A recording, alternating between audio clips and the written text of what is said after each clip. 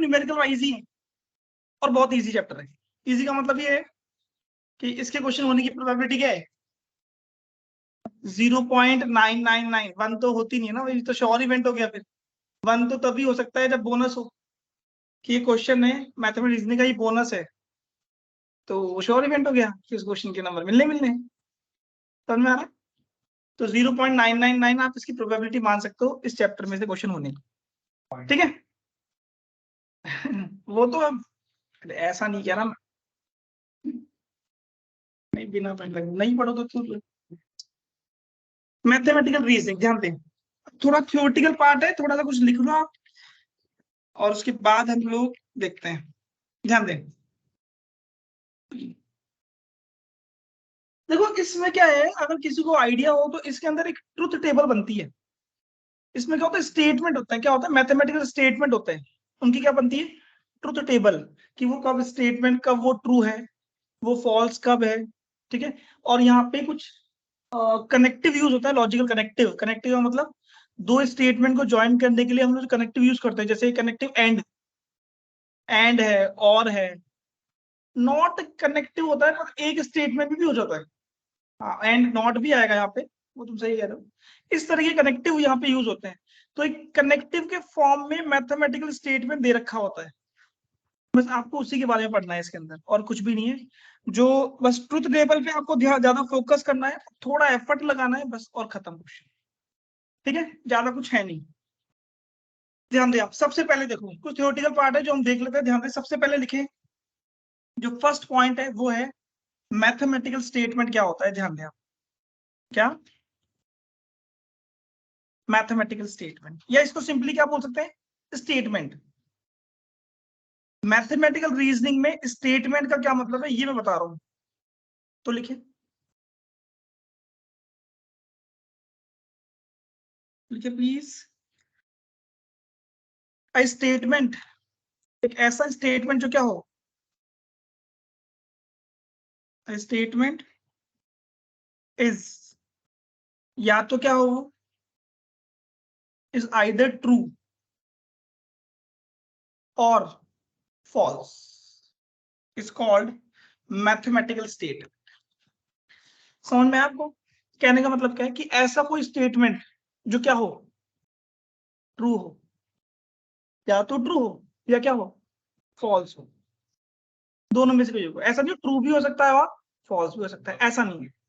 तो ये mathematical statement होगा। जैसे मैं बोलूं फॉर एग्जांपल, जैसे मैंने लिखा, ध्यान देना, 2 + 2 = 4।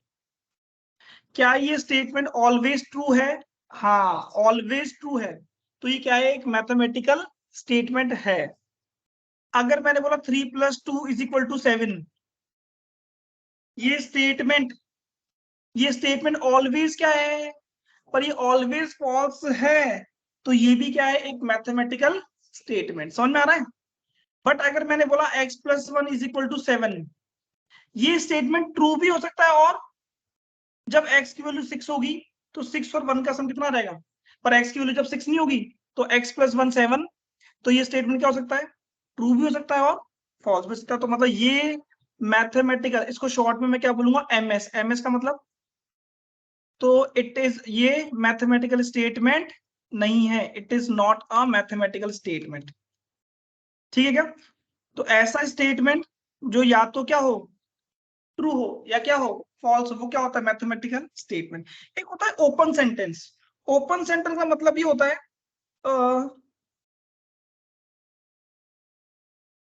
मतलब ये मान लो कि जो स्टेटमेंट मैथमेटिकल स्टेटमेंट नहीं है ना, ये क्या है, एक ओपन सेंटेंस है। क्या है, लिखो चलो इसके बारे में। ओपन सेंटेंस, ये सब स्टेटमेंट्स हैं, आप देखते रहे, बस लिखते रहे। ओपन स्टेटमेंट को आप अभी तो ये समझे कि जो स्टेटमेंट मैथमेटिकल स्टेटमेंट नहीं है वो क्या होगा, ओपन स्टेटमेंट। जैसे मैं इसकी डेफिनेशन एक बार लिखूंगा, भर जाओ, बैठो बैठो जल्दी बैठो। शुरू एंड भी हो गया।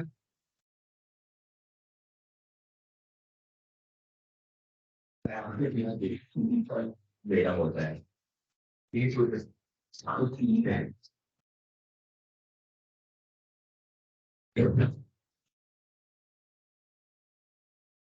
है ऐसे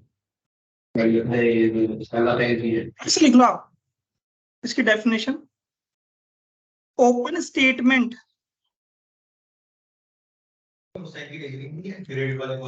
अभी सब आएंगे, पहले थोड़ा थ्योरेटिकल पार्ट कर लें इसका।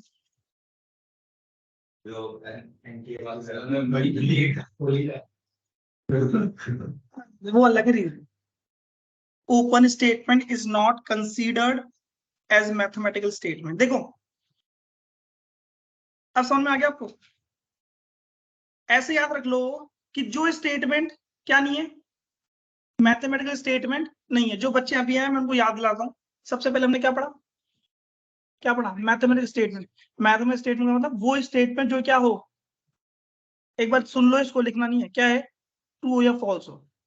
जैसे 2 + 2 = 4 ट्रू होता है, तो ये एक मैथमेटिकल स्टेटमेंट है। 3 + 2 = 7 फॉल्स है, पर ये मैथमेटिकल स्टेटमेंट है। या तो ट्रू हो या क्या हो, पर x + 1 = 7 ये मैथमेटिकल स्टेटमेंट नहीं है, क्योंकि ये ट्रू भी हो सकता है और फॉल्स हो सकता है। और जो स्टेटमेंट मैथमेटिकल स्टेटमेंट नहीं है उसको आप क्या बोलोगे, ओपन स्टेट, अरे ओपन सेंटेंस। टर्म थोड़ा ठीक से लिख लो, बस ये टर्म है थोड़ा सा, है ना। ओपन सेंटेंस, स्टेटमेंट नहीं दिया, ओपन सेंटेंस, ओपन सेंटेंस। हाँ, क्या बोल रहा हूँ मैं, रीजनिंग के अंदर स्टेटमेंट किसको बोलेंगे, जो आप देखो। हम लोग क्या करेंगे, मैं अभी समझा रहा था, आप लोग आए नहीं तो उससे पहले, कि आपको हर स्टेटमेंट की क्या बनानी पड़ेगी, ट्रुथ टेबल। ट्रुथ टेबल का मतलब कि वो कहाँ पे ट्रू है, कहाँ पे फॉल्स है। अब आप पढ़ के आ रहे हो मैथमेटिकल रीजनिंग, तो जो भी स्टेटमेंट आपको दे रखे होंगे जिसकी आपको ट्रुथ टेबल बनानी है, वो सारे स्टेटमेंट क्या होंगे, मैथमेटिकल स्टेटमेंट। तो या तो वो क्या होंगे, या क्या होंगे, फॉल्स, उनकी बनानी है। जो ट्रू भी हो सकता है, फॉल्स होता है, वो स्टेटमेंट पे काम का है ही, उसको क्या बोलेंगे हम लोग, ओपन सेंटेंस। समझ में आ रहा है? जैसे मैं ये बोलूं x + 1 = 7, ये एक ओपन सेंटेंस का एग्जांपल है, क्योंकि ये ट्रू भी हो सकता है और फॉल्स। ठीक है। हाँ, क्वेश्चन में आगे ये भी आएगा कि हम लोग ओपन सेंटेंस को कैसे मैथमेटिकल स्टेटमेंट में कन्वर्ट करेंगे, मतलब कैसे इसको ट्रू या फॉल्स में कन्वर्ट करेंगे, इस तरीके की चीज आएगी बाद में, अभी नहीं। समझ में आ रहा है आप लोगों को? टाइप ऑफ सेंटेंसेस, सेंटेंस के टाइप आपको आते होंगे। ये तो ओपन सेंटेंस है, इसके कुछ टाइप भी होते हैं। मैं केवल लिख रहा हूँ, ये लिखते रहें। कुछ लोग क्या करते हैं, सीधे ही ट्रुथ टेबल बनाने लग जाते हैं, वो भी ठीक है, पर एक बार थोड़ा सा लिख लेते हैं, कोई दिक्कत नहीं है। टाइप ऑफ सेंटेंस, सेंटेंस जानते हो, ये तो आपने पढ़ा होगा बचपन में, असर्टिव, इंटेरोगेटिव। मैं लिखवा नहीं रहा इनके बारे में। तो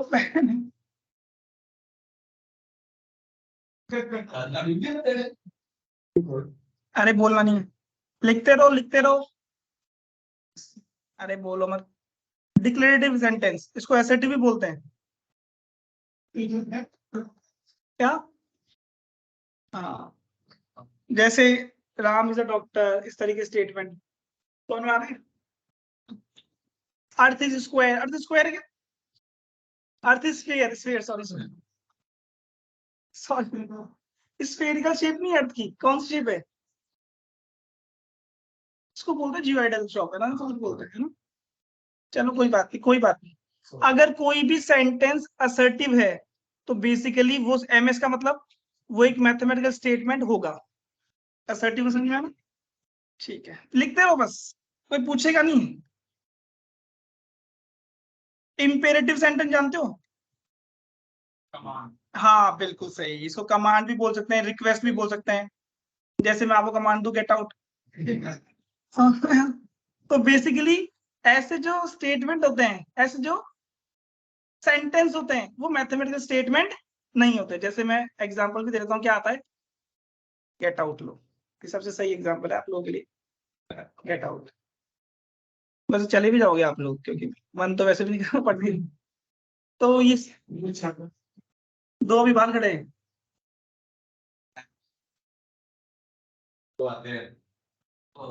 चलो ठीक है। इंपेरेटिव, कमांड और रिक्वेस्ट, ऐसे कभी स्टेटमेंट आ जाए, सेंटेंस आ जाए, वो सेंटेंस क्या होते हैं, मैथमेटिकल स्टेटमेंट नहीं होते। बस ये लिख लो बस आप लोग। एक होता है एक्सक्लेमेटरी, जानते हो?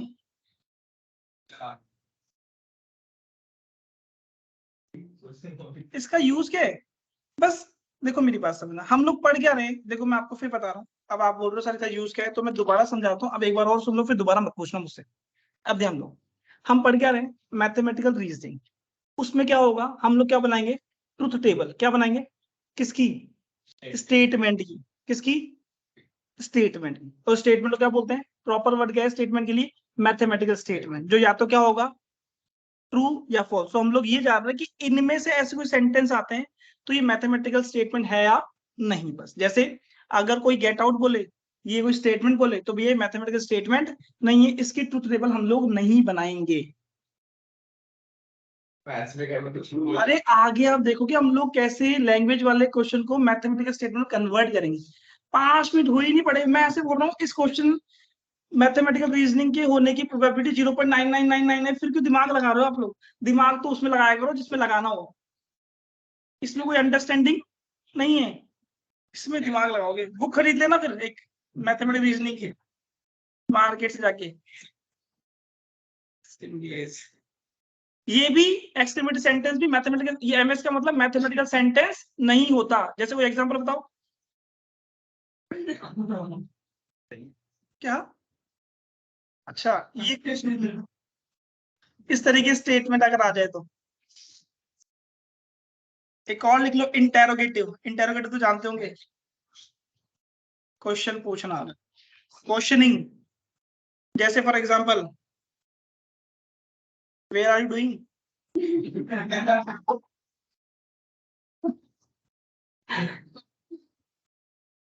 समझदार तो आप लोग वैसे। ये क्वेश्चन मार्क है, क्वेश्चन मार्क। तो ये भी एक मैथमेटिकल स्टेटमेंट नहीं होता। ठीक है, अब आता है पर इंपॉर्टेंट चीज, आगे बढ़ते। लिखो जो आपके क्वेश्चन में यूज होगा, लॉजिकल कनेक्टिव्स। ध्यान दें आप लोग,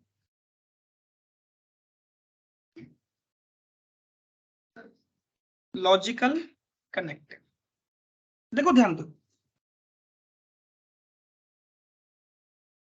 वैसे ये सब कराने की जरूरत नहीं थी, मैंने ऐसे करवा दिया, कोई जरूरत नहीं थी। जरूरत इसकी है जो आपको पढ़ना है। अभी क्वेश्चन जैसे आप पढ़ोगे, चैप्टर पढ़ोगे ना, तो आपको पता लग जाएगा करना क्या है। और जब पीवाईक्यू आप क्वेश्चन देखोगे मेंस में आए हुए या जैसे भी, तो आपको आइडिया लग जाएगा कि भैया ये करना है क्या, मतलब कुछ करना ही नहीं है इसका मतलब। तो ऐसा कुछ है।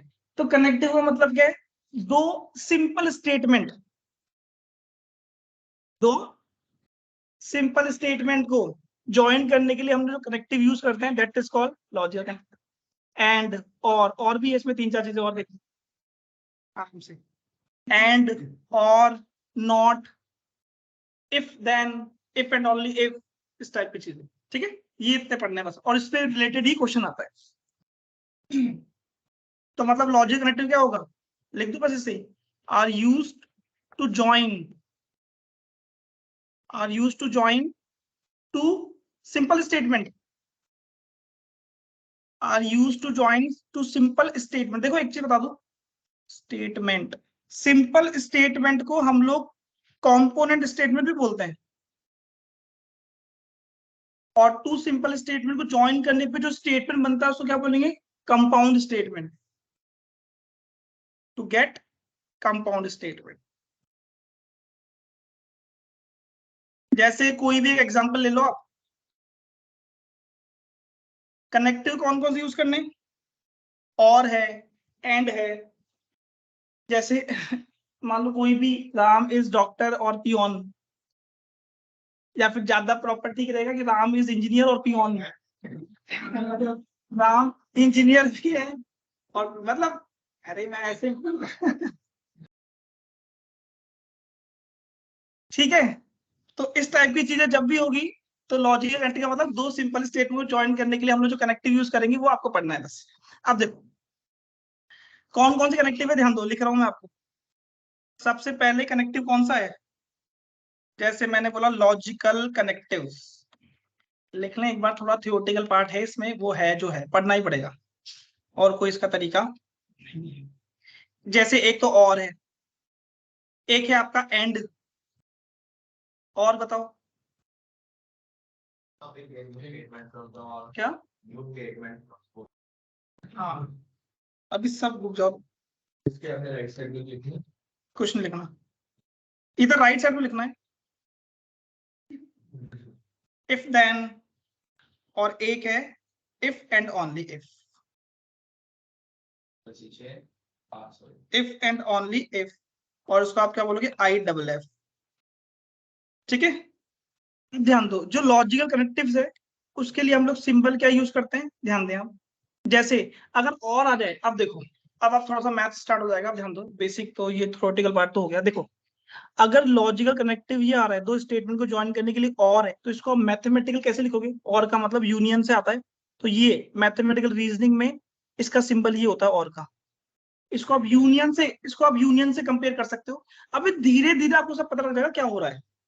जैसे मैं बोलूं कोई स्टेटमेंट है, जैसे राम इज डॉक्टर और इंजीनियर, मान लो, आप लोग नाराज जाओगे फालतू, राम इज डॉक्टर और इंजीनियर, तो राम डॉक्टर भी है इंजीनियर भी है, तो और का सेंस होने का मतलब क्या है, अगर जैसे कोई स्टेटमेंट है तो कभी स्टेटमेंट के बीच में अगर और आ रहा है तो और का मतलब कि दोनों में से कोई एक सही हो ना, तो भी वो स्टेटमेंट सही माना जाएगा।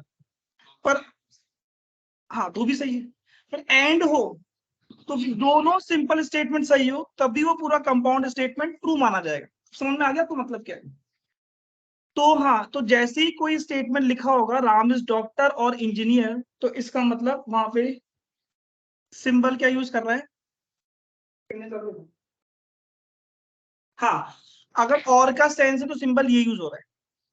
समझ में आया, तो अब उस जो स्टेटमेंट लिखा हुआ है ना, उसको मैथमेटिकल फॉर्म में इस सिंबल से लिखेंगे, भी समझा दूंगा सब। एंड का मतलब अगर एंड आ जाए तो भैया ये सिंबल यूज करना है। आप इसको जरूर ये कंपेयर कर सकते हो कि ये यूनियन है, ये इंटरसेक्शन है। नॉट का सिंबल ये होता है, आप देख लो क्वेश्चन में यही सिंबल दिख रहे हैं आपको, PYQ के एग्जांपल देख लो, सारे सिंबल यही मिलेंगे आपको इनमें से। जेई में ये हर साल आता है, इसलिए पढ़ लेना, और ये होने के चांसेस बहुत ज्यादा चांसेस है, इसलिए थोड़ा ध्यान दो। ये इफ देन का सिंबल है इंप्लाइज, और इफ एंड ओनली इफ का मतलब डबल इंप्लीकेशन। ठीक है, ये सिंबल, बस यही सिंबल दिख रहे होंगे आपको सब जगह, देख लो आप चाहे, हर क्वेश्चन में दिख रहे हैं। और सिंबल और इस कनेक्टिव के लिए एक प्रॉपर वर्ड भी है, टर्म क्या है, ध्यान दो। और का मतलब होता है डिसजंक्शन। क्या होता है, ये वर्ड है, ये टर्म यूज करते हैं इसकी जगह, कि और कनेक्टिव को क्या बोलते हैं, डिसजंक्शन। एंड को कंजंक्शन, लिख लो बस ये सब चीजें। और बताओ, ये नेगेशन है, किसी भी स्टेटमेंट का नेगेटिव, ये नेगेशन। ये क्या है, इंप्लाई, तो इसको बोलते हैं इम्प्लीकेशन। अच्छा, ये डबल इंप्लीकेशन है, इस चैप्टर का कोई रिवीजन करने की जरूरत आप लोगों को नहीं पड़ेगी। ठीक है, डबल इंप्लीकेशन, इसको आप ये भी बोल सकते हो क्या, बाई कंडीशनल। क्लियर, तो यही कनेक्टिव आपको पढ़ना है।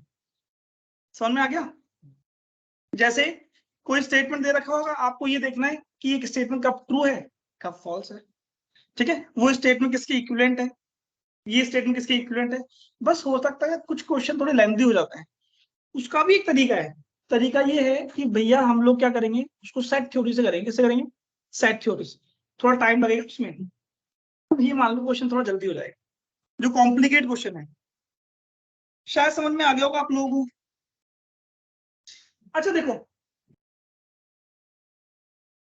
देखो ये जितने भी कनेक्टिव है, और जैसे ये और कनेक्टिव है, तो और कनेक्टिव के लिए आपको कितने स्टेटमेंट चाहिए, दो। दो कंबाइन करोगे तो इसको क्या बोलते हैं, बाइनरी है। ये कनेक्टिव क्या है, बाइनरी।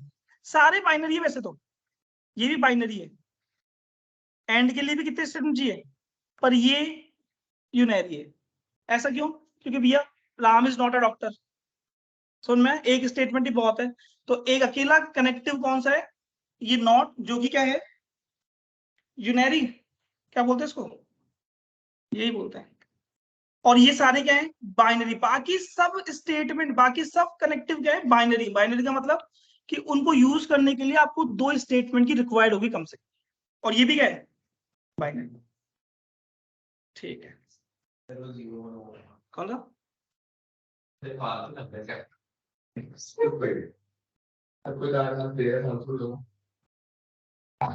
अब फालतू का तो मैं कुछ कह नहीं सकता। अब ये आ गया आपका जो टॉपिक है?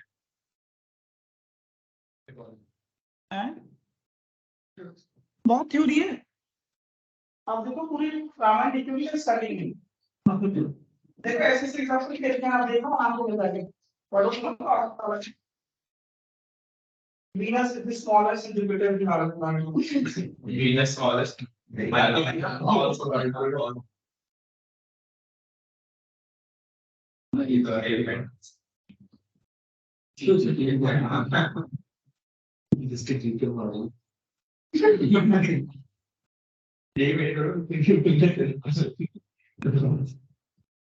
अब देखो इसमें क्या है, जो स्टेटमेंट ट्रू है वो क्या होगा, मैथमेटिकल स्टेटमेंट। जो फॉल्स है वो भी है, और जो ट्रू और फॉल्स सिस्टम मल्टी स्टेटमेंट नहीं। एज एग्जांपल है check which of the following sentence statements. अब आप यहां पे आप सीखें स्टैटिक ट्रुथ टेबल। अब देखो समझ में आया ना आप लोगों को? कनेक्टिव और का मतलब क्या है? जैसे स्टेटमेंट में ये लिख दूं, राम इज अ डॉक्टर और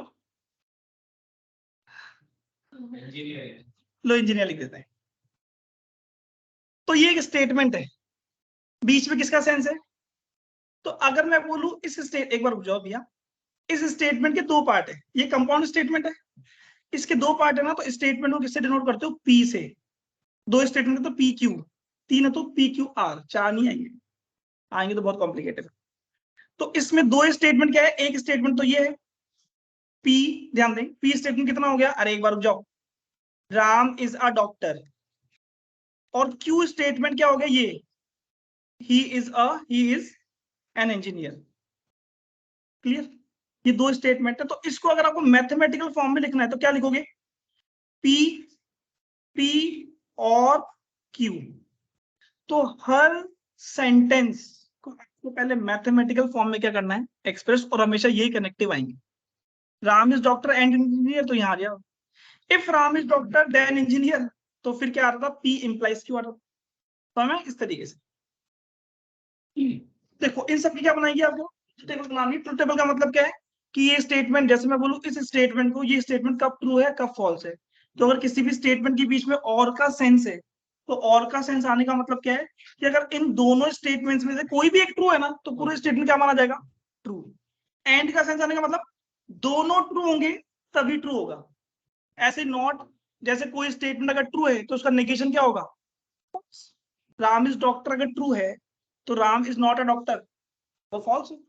बस इस टाइप की चीजें ध्यान रखनी है, हर क्वेश्चन में यही करना है। तो मैं क्या बना रहा हूँ? हर लॉजिकल कनेक्टिव क्या बना रहा हूँ? Truth table. ट्रुथ टेबल का मतलब, ट्रुथ टेबल हमेशा किसकी बनेगी? कंपाउंड स्टेटमेंट की बनेगी। किसकी बनेगी? कंपाउंड स्टेटमेंट की। किसको? ये रहा ना, ये कंपाउंड स्टेटमेंट ही तो है, ये कंपाउंड स्टेटमेंट है।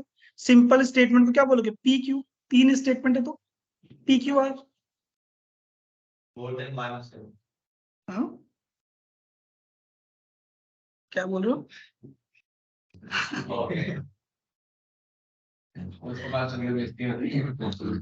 कोई बात नहीं।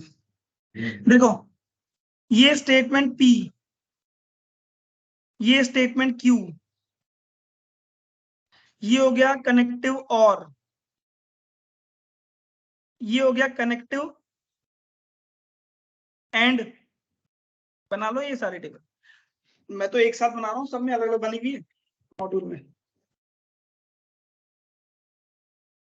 पी और क्यू, पी एंड क्यू, और ये क्या आएगा? Negation of P, implication. क्या? अरे मैं खुद भी ऐसे देखते ला रहा हूँ, ये लास्ट है। तो पी क्यू का भी तो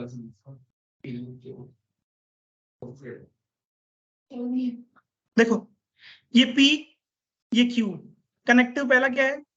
P और Q, सही है। ये P एंड Q, और ये नेगेशन ऑफ P। अभी नेगेशन ऑफ Q भी हो सकता है, Q का नेगेशन। और ये P इंप्लाइज Q, और ये P डबल इंप्लाइज Q। इसकी क्या बना रहे हैं हम लोग? Truth table. अब ध्यान दो, हाँ वो एक ही बात है, बना लो तुम्हारी मन हो तो, नेगेशन ऑफ पी बना, ध्यान दो। अरे आप बनाओ मत, एक तो आप लोग है ना नोट्स अगर यहाँ से पढ़ोगे ना तो भी दिक्कत नहीं है, आप आराम से चाहो तो सुन सकते हो। हाँ, प्रिंट कराने की जरूरत नहीं है, यहाँ से पढ़ोगे तो भी समझ में आ जाएगा, ज्यादा कुछ है नहीं इसमें। ध्यान दो, अब देखो दो स्टेटमेंट है पी और क्यू। मान लो स्टेटमेंट पी क्या है, ट्रू है। क्या है कंडीशन बन सकती है कि वे स्टेटमेंट पी ट्रू हो सकता है, स्टेटमेंट क्यू भी क्या हो सकता है, T T, T F, F T, F F, यही तो हो सकता है। ये क्या है, और कंजक्टिव, इसको क्या बोलते हैं, डिसजंक्शन, और ये कंजंक्शन। ध्यान दें, अगर मान लो, और का मतलब समझ में आ गया ना आपको, कोई भी एक स्टेटमेंट ट्रू है पी और क्यू में से तो पूरा स्टेटमेंट क्या होगा, तो ये ट्रू तो ये भी, इनमें से कोई एक ट्रू है तो पूरा स्टेटमेंट ट्रू, इनमें से कोई एक ट्रू है पूरा स्टेटमेंट ट्रू। ये एक ही केस में फॉल्स होगा तब दोनों फॉल्स हो। राम इज डॉक्टर और इंजीनियर, डॉक्टर भी ना हो इंजीनियर भी ना हो, तो फिर मतलब ये फॉल्स स्टेटमेंट। ठीक है, अच्छा, और ये क्या लिखा हुआ है, अब एंड के लिए तो दोनों क्या होने चाहिए, तभी वो क्या माना जाएगा, ट्रू। जैसे P statement true, T Q true, तो भी अब पी एंड क्यू भी। इसको मैं ये बोल सकता हूं, इसको मैं ये बोल सकता हूँ ये यूनियन, इसको मैं ये बोल सकता हूं इंटरसेक्शन।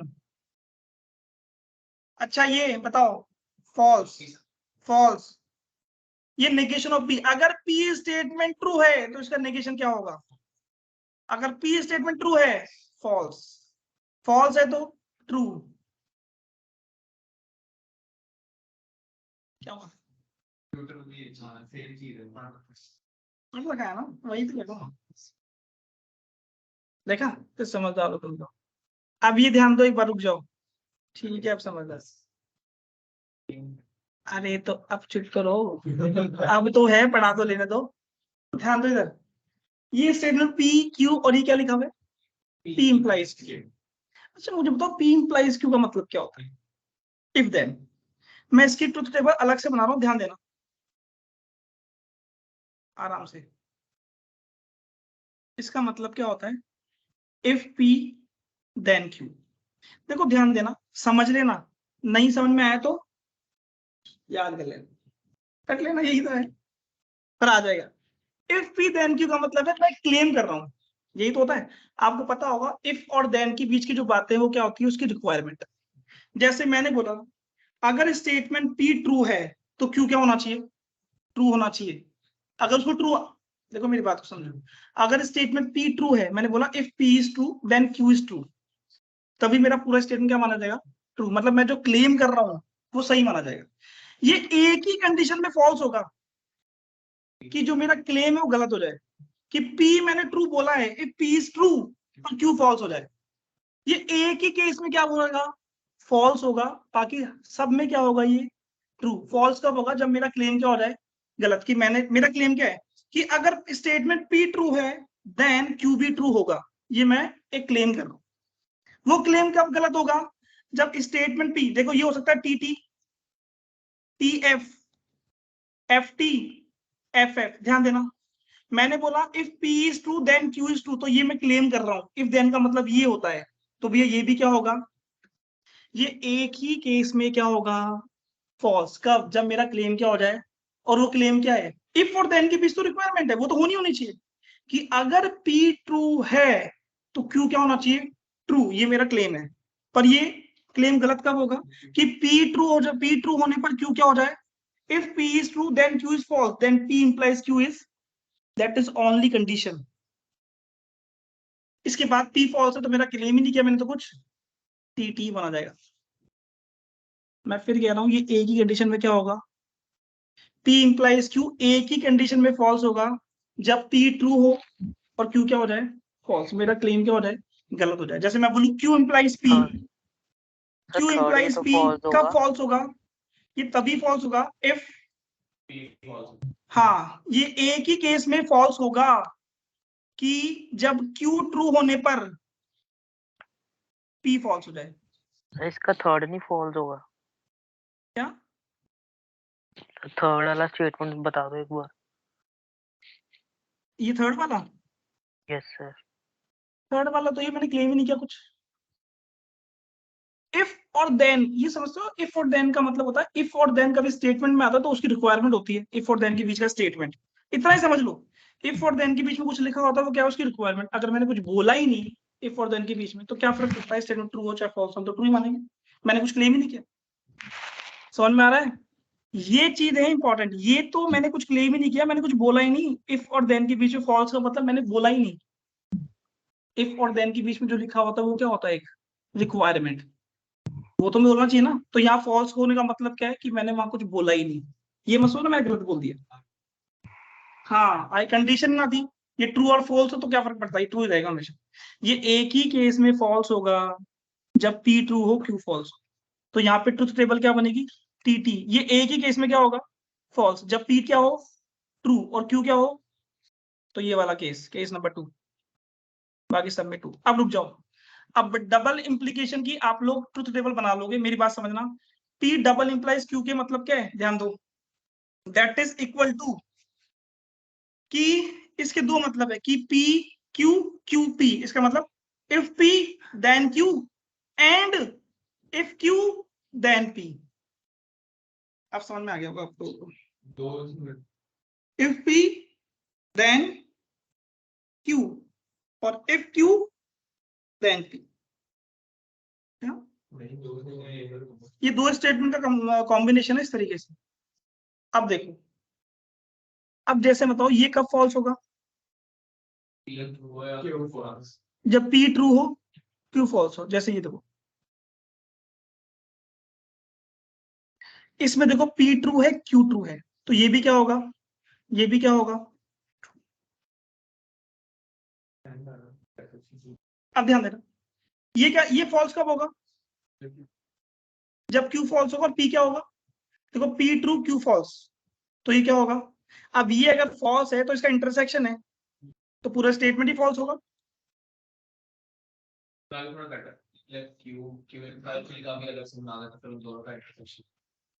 लो देखा, लो ये भी देख लेते भैया, इसकी बनाया था भैया ने, बोला कि सर इसका ही बना दो, तो ठीक है। पी इंप्लाइज, मेरी बात समझना, सिंगल इंप्लीकेशन एक ही केस में क्या होता है, फॉल्स, जब पहला ट्रू हो दूसरा फॉल्स हो। तो पहला क्या है, क्यू, क्यू यहाँ ट्रू है और दूसरा फॉल्स यहाँ पे, तो ये एक ही केस में क्या होगा, बाकी सब में क्या होगा, ट्रू। ठीक है। और जो P इंप्लाइज Q है, ये आप फॉर्मूला ध्यान रखें, P इंप्लाइज Q का मतलब ये होता है, डबल इंप्लीकेशन का मतलब if P then Q and if Q then P, दोनों का क्या होता है, इंटरसेक्शन। तो इन दोनों का इंटरसेक्शन, ये ट्रू, तो बीच में एंड का सेंस है, तो ये भी क्या होगा, नहीं आया समझ। यहाँ पे देखो ये भी क्या होगा, फॉल्स, फॉल्स, ट्रू। तो आप अब डायरेक्टली ध्यान रखो, ये दो केस में ट्रू होता है, जब दोनों क्या हो, या तो ट्रू या दोनों क्या हो। बस अब तो देखो ध्यान रखिए, और इसमें कुछ भी नहीं है, और ध्यान रखने की चीजें। उसके बाद most important part of it. ठीक है, ये ट्रुथ टेबल एक बार प्लीज देख लो सब लोग। मेन तो ये है डबल इंप्लीकेशन और सिंगल इंप्लीकेशन, बाकी तो नॉट वॉट। एक बार अटेंडेंस ले लेता हूँ मैं, एक बार आप देखो पेन पे। अगर सेट्स के बाद भी चैप्टर आया सेट्स के बाद कैसे, कह रहा ना एक एग्जाम कहाँ पे आ जाए,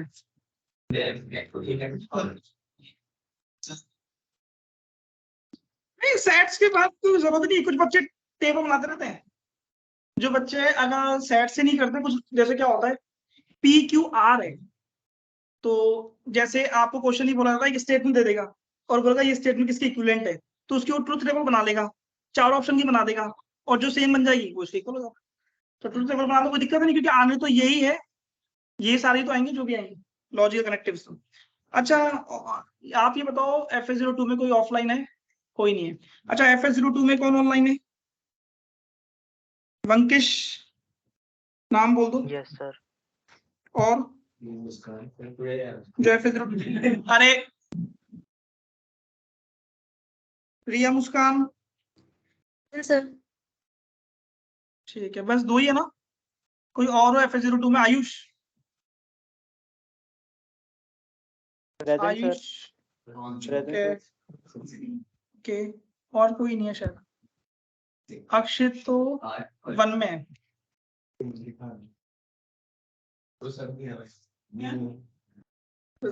यही देख रहा अटेंडेंस, ये नहीं कुछ समझ लो पढ़ लो, अटेंडेंस देख रहे कौन आया कौन नहीं आया। बहुत बढ़िया। आस्तिक, आदित्य, ठीक है, और सात्विक है तुम्हारा नाम है ना, उस पेज पर है ना, पहले इस पेज पर। चेत सिंह, एक मिनट रुको तुम। करवाया था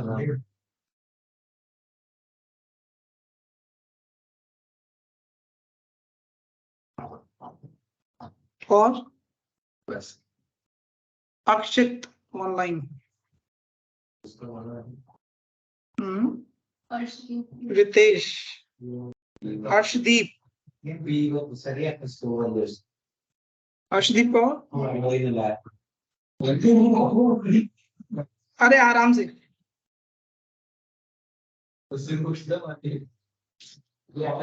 सात्विक, सक्षम, बाकी हरकमल सिंह, डिवाइन, बस रितेश हो गया, ठीक है, बातें करते हैं सारा। इतना इम्पोर्टेंट टॉपिक चल रहा है, आप बातें करें। कर लोगे क्या ये? कुछ भी नहीं है इसमें। हाँ देखो बन रहा है, पर आप देखो इसके अंदर जो इम्पोर्टेंट चीज है ना, अब ध्यान दो, क्योंकि बेसिकली क्या है, बहुत सारी चीज इसमें अभी खत्म नहीं हुआ चैप्टर ये, और आज मुझे लगता भी नहीं खत्म होगा ये, जिस हिसाब से आप लोग बातें कर रहे हो। लिखे सारे क्वेश्चन किसके हो जाएंगे, ट्रुथ टेबल्स हो जाएंगे। पर देखो कभी कभी क्या होता है, ट्रुथ टेबल बनाना बहुत लेंथी होता है। जैसे मान लो तीन स्टेटमेंट आ रहे पी क्यू आर, तो पहले आप लिखोगे पी टी, हाँ 8 बनेंगे, P T T T T T T F, समझ लो टी एफ टी, इस तरीके से 8 बनाओगे, फिर देखो कहाँ ट्रू है कहाँ फॉल्स है। हो सकता है 5 मिनट लग जाए क्वेश्चन में, और फिर आपका सर्वर छोड़ो इसको।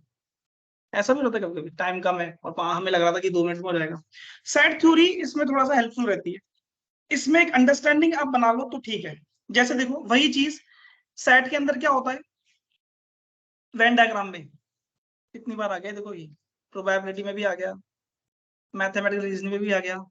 तो वहां पे आपने 2 सर्कल बनाए थे, तो 2 सर्कल मतलब 2 सेट, प्रोबेबिलिटी में 2 इवेंट, और यहाँ पे 2 स्टेटमेंट।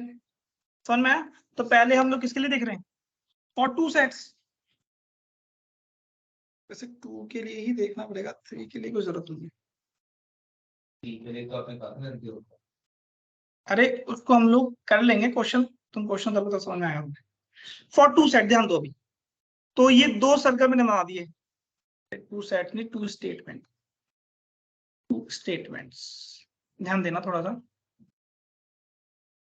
बस ये समझ में आ गया ना, तो फिर कुछ दिक्कत नहीं। डी मॉर्गन, अरे सारे, एक भी नहीं बचेगा। मॉर्निंग वाले बैच में तो करेंगे ना बच्चों ने सारे।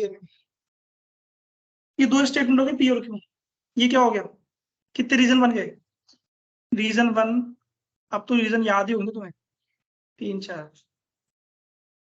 तो देखो क्या है इसका मतलब, क्या है हम कैसे इसको लिंक कर रहे हैं, ध्यान दिया। जैसे मैं आपसे बोलूं स्टेटमेंट पी, तो स्टेटमेंट पी जो है वो कौन कौन से रीजन को रिप्रेजेंट कर रहा है, या मैं बोलूं रीजन 1 और 2 स्टेटमेंट पी को रिप्रेजेंट कर रहा है। अब रुक जाओ, लिखो मत, इसलिए बोल रहा हूं लिखो मत।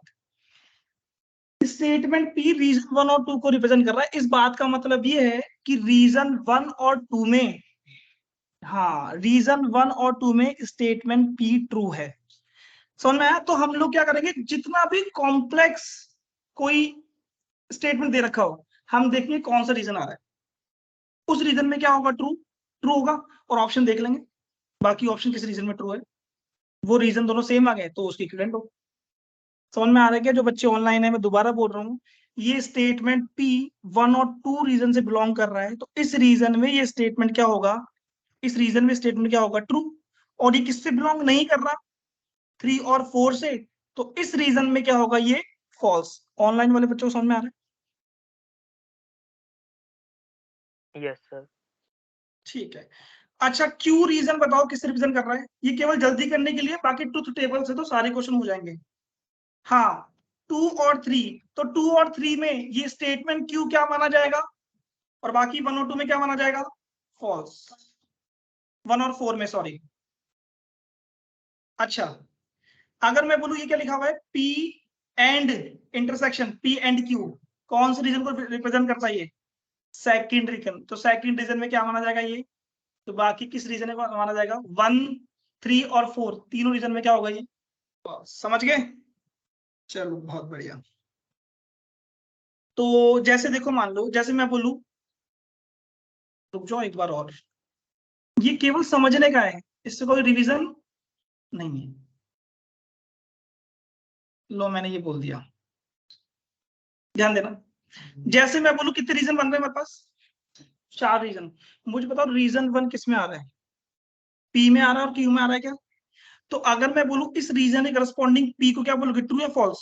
ट्रू। Q को क्या बोलोगे?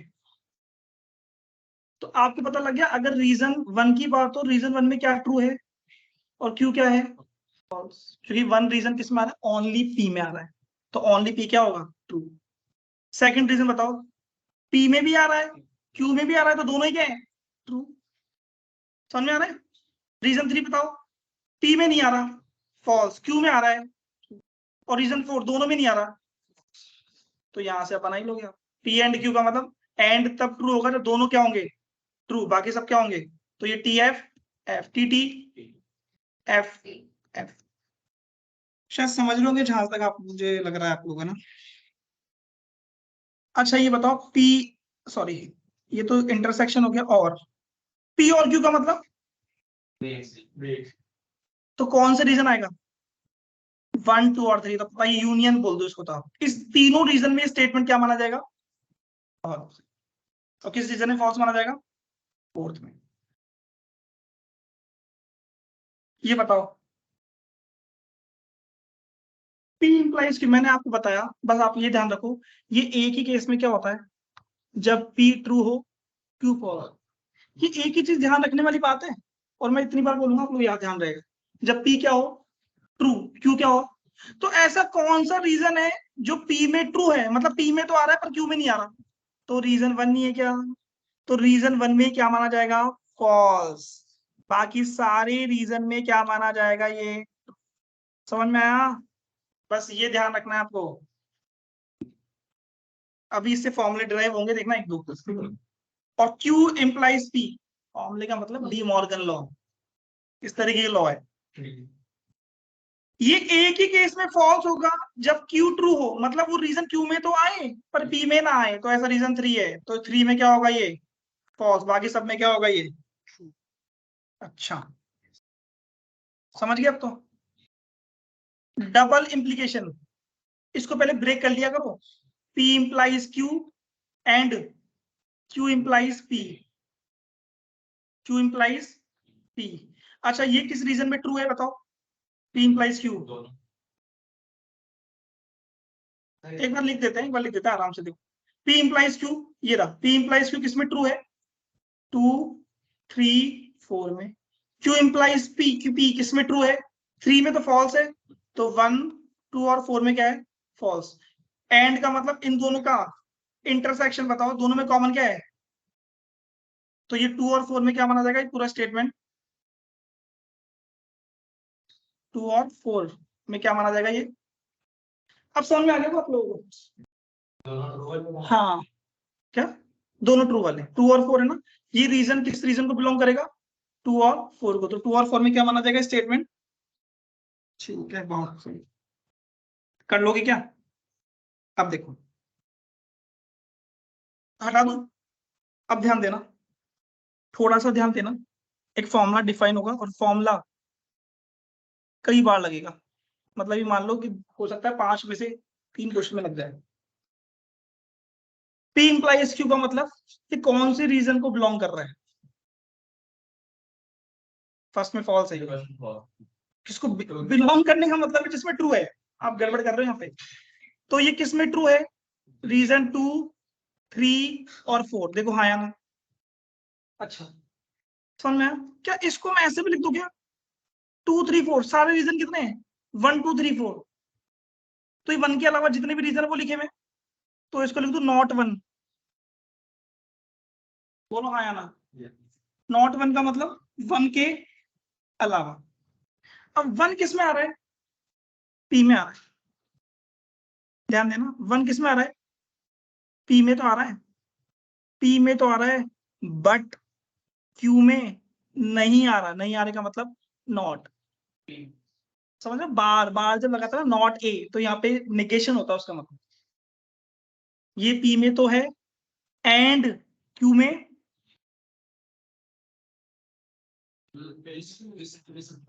ये था। ये तो रीजन 1 है। और रीजन 1 किसमें? पी में है, बट अभी भी नहीं समझा। पी में है लेकिन क्यू में नहीं है। जो सेटल पी माइनस समझ में आ गया? यहाँ पी माइनस क्यू जो होता है ये वही है। अब भी नहीं आया समझ में?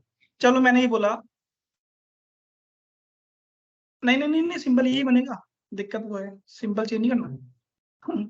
ये पी में, इसका मतलब क्या है? पी में नहीं है, पी में लेकिन, बट, एंड क्यू में है। ऐसा कौन सा रीजन? 3। आप समझ गए? तो ये रीजन 1 को लिखा है मैंने। किसको लिखा है? रीजन 1 को। शायद समझ में आ रहा होगा आपको। अब देखो, अब यहीं पे ध्यान दो, यहीं पे बता रहा हूं मैं सब। De Morgan law. मैं फिर कह रहा हूँ ये चैप्टर बस इतना ही है, कुछ भी नहीं है इसमें। बहुत कुछ चीजें नहीं पढ़नी है आपको, बहुत कुछ पढ़ना है। बस अब कुछ टॉपिक्स है जो पढ़ना है, बाकी इतना ही आना है एग्जाम में। मतलब ये अप्लाई करना है आपको जो मैं बता रहा हूँ। डी मॉर्गन लॉ क्या होता है, पहले मैं सेट्स के अंदर बताता हूँ। ए यूनियन बी का complement, complement of A intersection complement of B. याद आ गया? यहाँ पे कॉम्प्लीमेंट का मतलब होता है निगेशन। क्या होता है? अब एक बार रुक जाओ, ये तो हो गया सेट्स के अंदर। अब यही बताओ किसमें? मैथमेटिकल रीजनिंग में क्या होगा? ए यूनियन बी। ए का मतलब तो स्टेटमेंट पी यूनियन क्यू, और इस पे पूरा का कॉन्जुगेट, तो इसके पूरे पे क्या लगा दिया? नेगेशन। समझ में आ गया?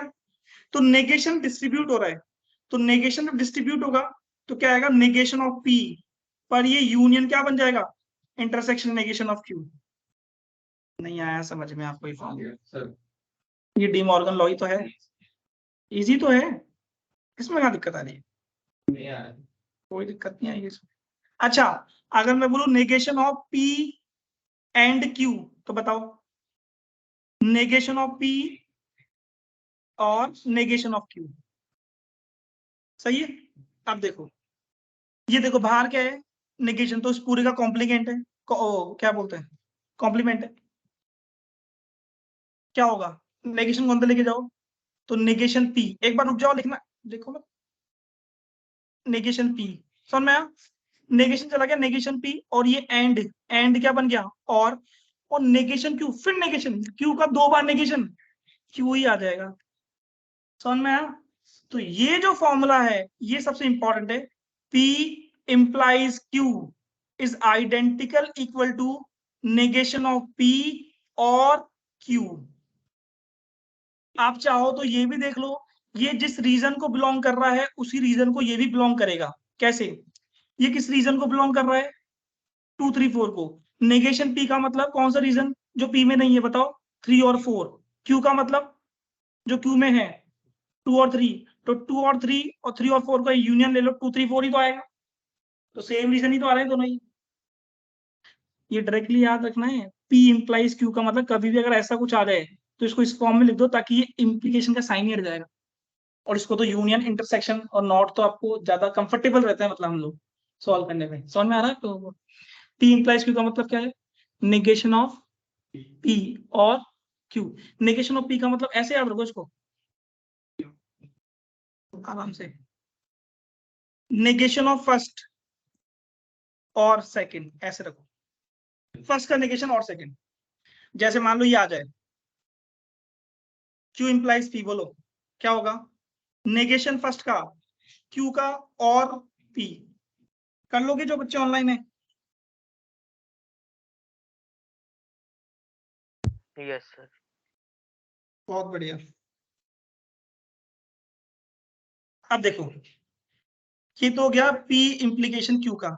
डबल इंप्लीकेशन बताओ कौन कौन से रीजन में ट्रू है। अभी हमने देखा है ये भैया रीजन 2 और 4 में, क्योंकि आपको पता है ये दो रीजन में ट्रू होता है, जब दोनों ट्रू हो दोनों फॉल्स हो। चाहो तो इंप्लीकेशन डबल को तो सिंगल में इंप्लीकेशन में ब्रेक कर लेना, फिर हो जाएगा। ये 2 और 4 में क्या है, क्या माना जाएगा, ट्रू। ठीक है, अच्छा बताओ इस 2 को क्या लिख दूं, 2 मतलब क्या, दोनों का ध्यान देना एक बार। 2 क्या है दोनों का, तो इस 2 को लिख दूं P एंड Q, बोलो। और ये 4 का मतलब क्या है, ना तो P में है ना Q में है, तो negation of P nor negation of Q, हाँ या ना। इन दोनों को मिला दोगे तभी तो आपका ये आएगा। ये याद नहीं रखना, समझना है। P एंड Q और इसकी होता है, आपको ये देखना 2 और 4 को, 2 और 4 को इस तरीके से ब्रेक कर सकते, ठीक है। इंपॉर्टेंट ये है, और डी मॉर्गन लॉ तो है ही, ठीक है। इसके अलावा कोई लॉ आपको ध्यान नहीं रखने हैं। ये देखो क्वेश्चन में यूज करना है, पर अब फिर मैं कह रहा हूँ इसमें कुछ टर्म्स हैं, कुछ चीजें हैं, वो आपको पढ़नी पड़ेगी, तो लिखते रहो एक एक चीज। आपको क्वेश्चन पता लग जाएगा ट्रुथ टेबल का मतलब। जैसे मान लो कभी डी मॉर्गन लॉ लग रहा है, तो डी मॉर्गन लॉ जैसे आपने लगाया वो स्टेटमेंट आपको इक्विवेलेंट दिख गया, जैसे डी मॉर्गन लॉ लगा दिया तो आपको दिखे रीजन कौन सा आ रहा है, ट्रू आ रहा है, या इस रीजन में ट्रू होगा। उस रीजन में ऑप्शन में देख लो कौन से रीजन, कौन सा और ऑप्शन ट्रू होंगे, तो वो दोनों इक्विवेलेंट माने जाएंगे। क्वेश्चन में ये होता है कि एक स्टेटमेंट देगा और बोलेगा which of the following statement is equivalent to this statement, तो आपको देखना है वो किस रीजन में ट्रू है। अगर रीजन आइडेंटिफाई करना हो तो रीजन कर लो, बिना रीजन के ट्रुथ टेबल से आपको लग रहा है भैया ये तो टी हो रहा है इसमें, तो क्या होगा, आपको देख लो फिर ऑप्शन में वो उस रीजन में कौन सा ट्रू आ रहा है, वो उसके इक्विवेलेंट। क्वेश्चन करोगे तब समझ में आ जाएगा, अभी केवल हम लोग देखते हैं आगे। बस ये इतना कर लिया तो क्वेश्चन खत्म। अब जो बातें हैं वो केवल थियोरेटिकल टॉपिक है, जो आप एक बार लिख लो क्या होता है, लिखे क्या, हाँ वो टर्म क्वेश्चन यूज होंगे। जैसे आपने देखा और के लिए हम लोग क्या यूज करते हैं, डिसजंक्शन करते हैं। देखो दो टाइप के और होते हैं, वैसे तो और का मतलब क्या होता है, कोई भी एक ट्रू हो तो पूरा स्टेटमेंट क्या माना जाता है, ट्रू माना जाता है। मतलब और का मतलब कौन से रीजन को बिलोंग करता है, ये रीजन 1 2 और 3 को, समझ में आया? इस रीजन में क्या माना जाता है, ये ट्रू, बाकी रीजन में फॉल्स, पता लग गया। अच्छा मैं फिर कह रहा हूँ डिसजंक्शन ये और होता है, नॉर्मली हम लोग जो और यूज करते हैं वो ये है, और क्वेश्चन में अगर कोई और ये बोल रखा है, दो टाइप के और, एक होता है इंक्लूसिव और, याद आ रहा है, देखा हुआ है ना, तो लिख लो एक बार और। इंक्लूसिव एक होता है हाँ बिल्कुल सही, इंक्लूसिव नहीं, इंक्लूसिव तो वही होता है जो हम लोग यूज करते हैं। हाँ एक्सक्लूसिव, देखो एक्सक्लूसिव और में क्या करना है, आपको वो रीजन हटाना है जिसमें दोनों सही है। वो रीजन कौन सा है, इसमें आपको केवल वो रीजन इंक्लूड करना है जिसमें क्या हो, only one statement is true. Generally हम लोग जो और बोलते हैं वो और का मतलब क्या होता है, इंक्लूसिव। इंक्लूसिव का मतलब यही कि रीजन 1 2 3 कोई भी एक ट्रू हो तो पूरा स्टेटमेंट क्या माना जाता है, ट्रू। पर एक्सक्लूसिव में ये बोला जाता है कि कोई भी एक ट्रू होना चाहिए, दोनों ट्रू नहीं होने चाहिए। तो दोनों ट्रू किस रीजन में, तो भैया एक्सक्लूसिव और केवल रीजन 1 और 3 में क्या होगा, ट्रू। तो क्वेश्चन में अगर एक्सक्लूसिव और पे दे फोकस तो आपको ये ध्यान रखना है ओनली वन ट्रू, ध्यान रहेगा। एक्सक्लूसिव तो बोलेगा, इंक्लूसिव नहीं बोलेगा। नॉर्मली जो और यूज कर रहे हैं वो इंक्लूसिव ही है, ठीक है। इसके बाद लिखिए कंजंक्शन। कंजंक्शन का मतलब होता है एंड, क्या होता है, एंड। अब बताओ ये कौन से स्टेटमेंट को बिलोंग करेगा, कौन से रीजन को, तो टू रीजन में क्या बोला जाएगा, ये ट्रू, बिल्कुल सही। और ये इसको ट्रू होने के लिए क्या चाहिए, दोनों ट्रू होने चाहिए। कंजंक्शन में कुछ और वर्ड भी यूज हो सकते हैं एंड के अलावा। अगर मैथमेटिकल स्टेटमेंट में ये यूज हो रहा है बट, तो ये कंजंक्शन ये and he, A but not be, ठीक है, दो, yet, still, ऐसे कोई वर्ड यूज हो रहे हैं ना स्टेटमेंट के बीच में, तो ये एंड ही है, कंजंक्शन ही है, ये सब इक्विवेलेंट है। जरूरत हो ना हमेशा एंड गिवन हो, बट भी गिवन हो सकता है। ठीक है, और क्या होता है, इम्प्लीकेशन। इम्प्लीकेशन तो पता ही है आपको, पर जो टर्म है वो आप देख लो इसके अंदर क्या क्या यूज हो सकती है, ध्यान दें आप। इम्प्लीकेशन का मतलब पी इंप्लाइज क्यू, कौन से रीजन में ट्रू होगा ये, एक ही रीजन में फॉल्स होता ही तो, कब, जब पी ट्रू हो क्यू फॉल्स हो, ऐसा रीजन कौन सा है, वन, तो वन में क्या होगा ये फॉल्स, बाकी सब में। अच्छा, इफ पी हम लोग इससे करस्पॉन्डिंग देख रहे हैं, क्योंकि इम्प्लीकेशन का मतलब ये भी हो सकता है और क्यू इंप्लाइज पी भी हो सकता है। अब देखो, जैसे पी इंप्लाइज क्यू, अगर ऐसा लिखा हो पी इंप्लाइज क्यू, तो इसका मतलब क्या होता है, इफ पी देन क्यू। एक तो मतलब ये होता ही है, एक ये मतलब भी होता है, लिख लें Q is essential, Q is essential for P, ऐसा कोई स्टेटमेंट अगर आ रहा है एसेंशियल फॉर दिस, तो इसका मतलब वो भी क्या है, इंप्लीकेशन की बात हो रही है। वर्ड प्रॉब्लम में ऐसा होगा। और ऐसा हो पी इज सफिशियंट, देखो पी तो सफिशियंट है, क्यू एसेंशियल है जो बाद में आ रहा है, ठीक है ना, P is sufficient, P is sufficient for Q. भाई क्यू को ट्रू होने के लिए पी क्या है, पी रिक्वायरमेंट ही तो है, वो सफिशियंट कंडीशन है। और क्यू क्या है, एसेंशियल है, if P then Q, Q essential है, पी क्या है, सफिशियंट है। अरे क्यों, क्यू फॉलोज पी, अब देखा।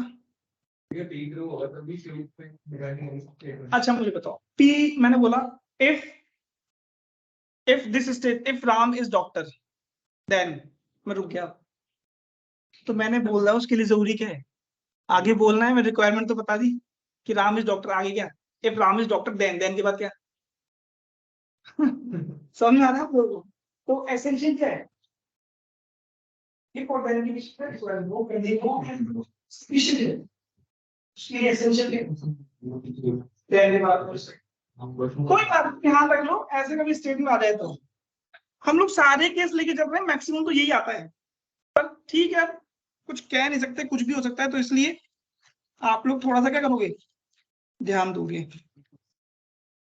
हैं क्या कह रहा, कहता शुरू साइड से हुआ था, कहता साइड में रखी।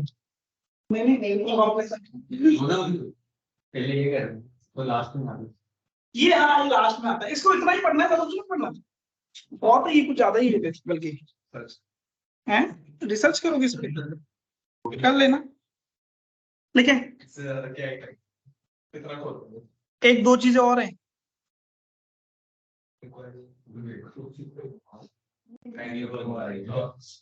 अरे आप लोग पढ़ भी लिया करो थोड़ा सा, आप लोग का है कुछ भी नहीं, पर नंबर 4 आते हैं, और मतलब किससे, आपको मेरी बात को मानो, अभी क्या है, कहाँ जा रहे हो, भाई है इसके अंदर सोना क्या हुआ, क्या हुआ?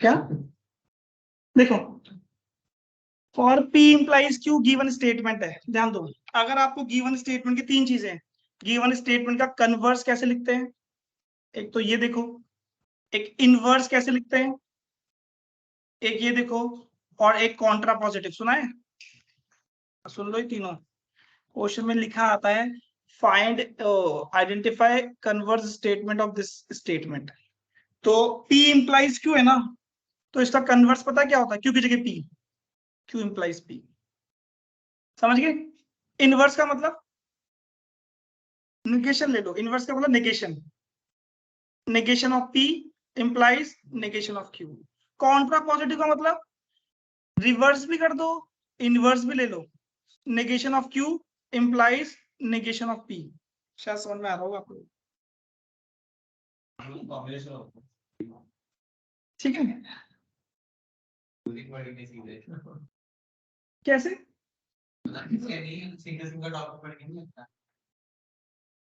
हाँ, अब देखो इसको क्या लिखोगे आप, बता दिया अभी फॉर्मूला। P इम्प्लाइज Q को आप क्या लिखते हो, P इम्प्लाइज Q को क्या लिखते हो, negation of first union Q। तो Q इम्प्लाइज P को क्या लिखोगे बताओ, नेगेशन ऑफ Q और P। इसको बताओ, फर्स्ट का देखो ध्यान देना, फर्स्ट का नेगेशन, फर्स्ट क्या है, नेगेशन ऑफ P, उसका भी नेगेशन P, इधर ध्यान दो, और नेगेशन ऑफ Q। क्या ये दोनों आपको एक ही लग रहे हैं क्या? देखो ये एक सेट है, A intersection B, B intersection A, दोनों एक ही तो है अगर आप ठीक से देखोगे तो। अरे भाई ये कोई सेट है, मान लो ये कोई सेट है, ये दोनों सेम नहीं है क्या? तो ये A इंटरसेक्शन B, ये B इंटरसेक्शन A सेम नहीं है, तो इस स्टेटमेंट का कन्वर्स और इनवर्स क्या है, सेम।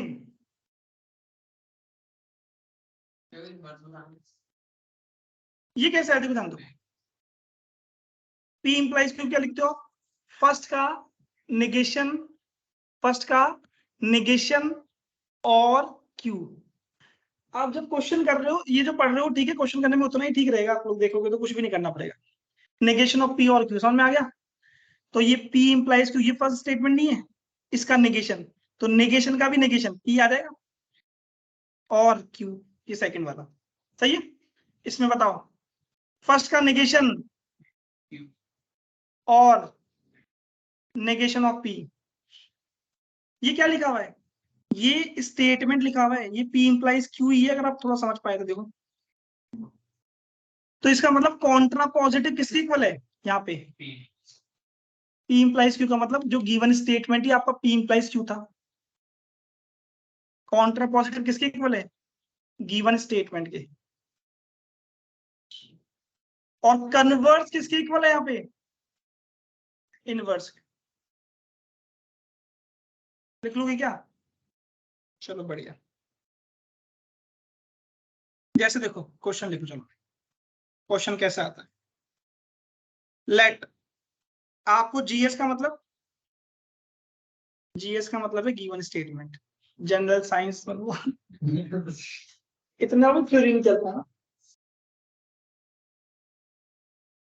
खत्म हो जाएगा आज,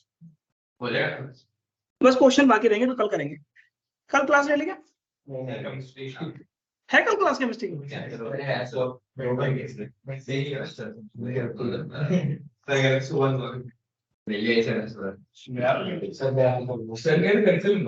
चलो फिर एक काम करना, अच्छा अभी रुक जाओ, पहले लिखो, बातें करने लग जाते हो। गिवन स्टेटमेंट क्या लिखा हुआ है, लिखो, if Ram is doctor then, अच्छा एक चीज और बता दूं, स्टेटमेंट कुछ भी हो, स्टेटमेंट के मतलब से आपको कोई मतलब नहीं होना चाहिए, ठीक है ना? आपने देखा होगा कहीं ना कहीं स्टेटमेंट ऐसा लिखा होता है, cats are dog, all cats are dog, समझ में आ रहा है आप लोगों को? तो यहाँ पे भी कुछ ऐसा ही है, तो मतलब से कोई मतलब आपको नहीं होना चाहिए, ये सही तो लिखा हुआ ही नहीं सर, ये ऐसा कैसे हो सकता है, उससे मतलब नहीं। If Ram is doctor then he is hard working, मान लो ये कोई स्टेटमेंट है, कुछ भी लिख लो, क्या फर्क पड़ता है। क्वेश्चन में क्या बोला जाएगा, क्वेश्चन में बोला जाएगा कि इस स्टेटमेंट का बताओ कॉन्ट्रा पॉजिटिव स्टेटमेंट क्या है, आराम से, ऐसे नहीं बोलना, तुम तो पढ़ा लिखा तो बराबर कि सेम ये बोलने की जरूरत है, तो ऐसे नहीं, आपको करना क्या है, अप्रोच देखो, सबसे पहले आपको इस स्टेटमेंट को मैथमेटिकल फॉर्म में लिखना है, समझ में? अब रुक जाओ, इफ और देन के पहले इसको बोल दो, इस स्टेटमेंट को बोल दो क्या है ये स्टेटमेंट, पी, ध्यान देना एक बार, और देन के बाद हार्ड वर्किंग वाला जो स्टेटमेंट है वो क्या है, क्यू। तो बेसिकली ये स्टेटमेंट क्या लिखा हुआ है, पी इंप्लाइज क्यू, रुक जाओ, आ गया ना, ये आ गया गिवन स्टेटमेंट। अब मुझे क्या लिखना है इसका कन्वर्स, कन्वर्स का मतलब क्या होता है, इसको क्या कर दो, इंटरचेंज, क्यू इंप्लाइज पी, अब लिखो, गलती हो जाती है कभी कभी, ध्यान रखना गलती हो जाती है, इसलिए ऐसे। अब बताओ क्या होगा, पहले क्यू, तो पहले क्यू का मतलब क्यू इंप्लाइज पी का मतलब इफ और देन के बीच में क्या आएगा, क्यू। तो if Ram is hard working then he is doctor. देखा, इसे मतलब नहीं करना है, पर मतलब से कोई मतलब आपको नहीं होना चाहिए। अच्छा, इनवर्स क्या होगा गिवन स्टेटमेंट का, इनवर्स का मतलब क्या है कि दोनों का क्या ले लो, नेगेशन। ये गिवन स्टेटमेंट है तो इसका inverse negation of P, negation of Q. इसका मतलब क्या है, if Ram is not doctor then he is not hard working. ठीक है, और ये कॉन्ट्रा पॉजिटिव, ठीक है। कॉन्ट्रा पॉजिटिव का मतलब क्या है,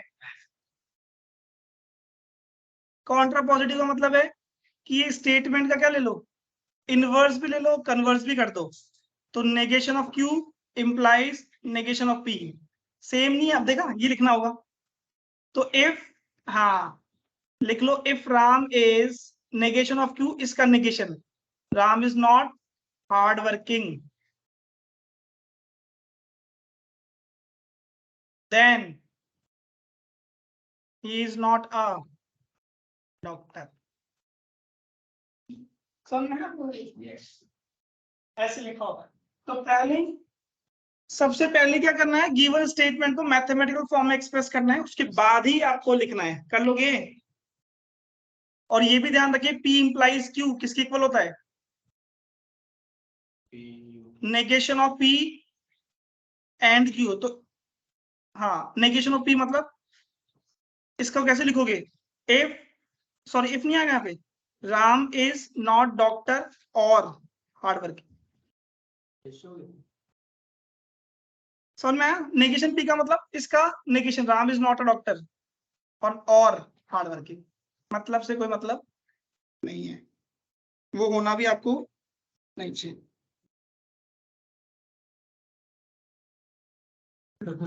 क्या? हाँ वही तो कह रहा हूँ ना, जो आपको मतलब है वो रहना चाहिए बस।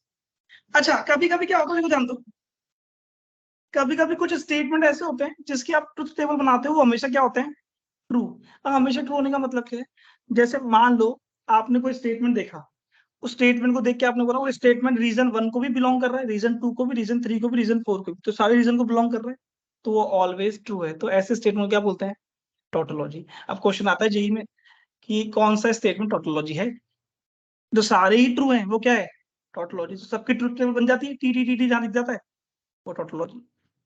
समझ में आ रहा है आप लोगों को? बस ये सब ध्यान रखना है, वही चीज है। तो लिख लो बस, नोट करके लिखना तो पड़ेगा। First, if a statement pattern, कोई भी स्टेटमेंट पैटर्न हो, कोई भी क्या हो, स्टेटमेंट पैटर्न हो, जो क्या हो, ऑलवेज ट्रू हो।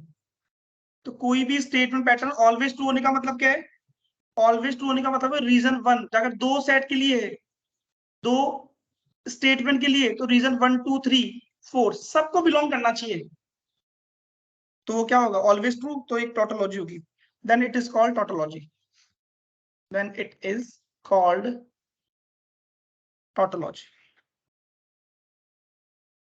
पढ़ा है क्या आपने? Yes. कहाँ? ये स्कूल में नहीं पढ़ा आपने, स्कूल के एनसीईआरटी में भी चैप्टर, क्यों क्यों नहीं पढ़ाते? नहीं है एनसीईआरटी, मैंने देखा।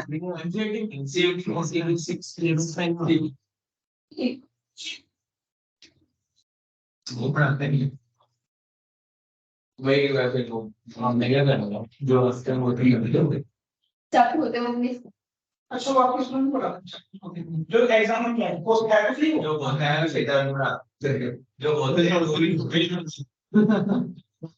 मैं 2 दिन छुट्टी मारी, पूरी इमोशन खत्म कर दिया फिजिक्स वाला सब।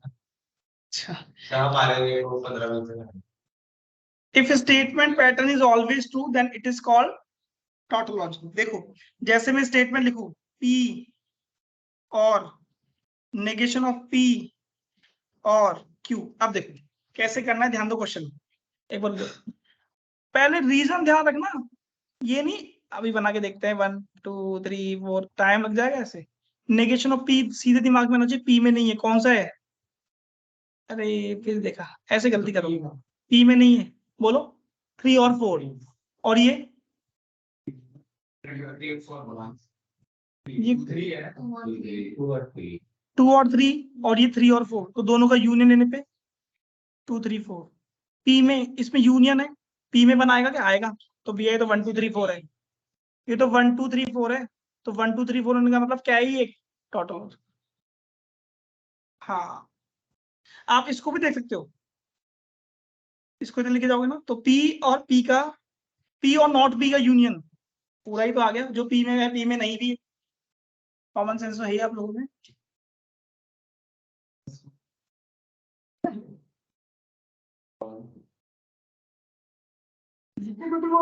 डिस्ट्रीब्यूटर लॉ अभी लिखूंगी मैं, सब आइडेंटिफाइड स्टेट वो सब लिखवा दूंगा, बस जानते हो, बस ठीक है, लिखने में क्या रहा है आप लोग।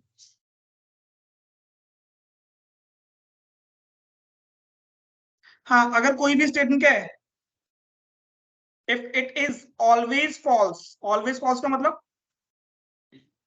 हमेशा ही फॉल्स हो, एफ एफ एफ एफ, कोई भी रीजन को बिलोंग नहीं करता हो, मतलब रीजन क्या हो, फाइव, कोई भी कॉमन रीजन हो तो रीजन क्या होगा, फाइव, तो फाइव रीजन अगर आ जाए तो क्या बनेगा, इट इज कॉल्ड। हाँ सही कह रहे हो, कंप्यूटर में जाता ही है, प्रोग्रामिंग आता होगा नहीं शायद। पॉलिसी, पॉलिसी को एक और वर्ड यूज करते हैं क्या, कॉन्ट्राडिक्शन, सुना है? यस सर, तो ऐसे बोलते सुना ही है सर।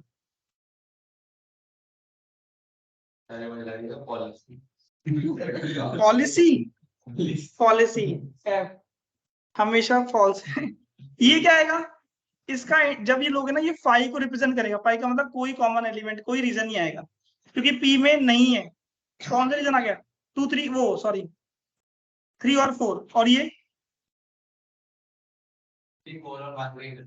ठीक है, समझ में आ गया, ये 2 3 4 नहीं है।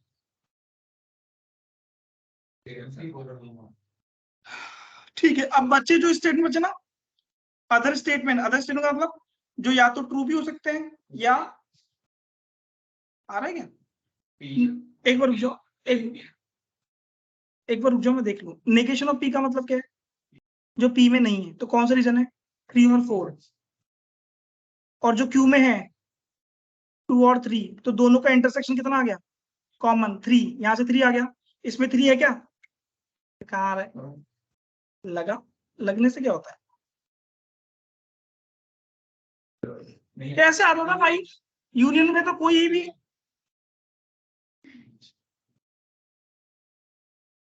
ध्यान दिया, बाकी जो स्टेटमेंट है, स्टेटमेंट का मतलब जो कभी ट्रू भी है कभी क्या है, फॉल्स है, उस स्टेटमेंट का भी नाम होता है कॉन्टिंजेंसी, जो कभी क्या होंगे, ट्रू, कभी क्या होंगे, फॉल्स। ये नोट याद रहेगा आपको।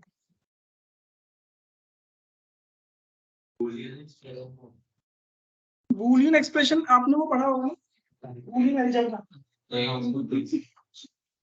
बाकी का क्वेश्चन आप करूंगा, चलो बोलना इसमें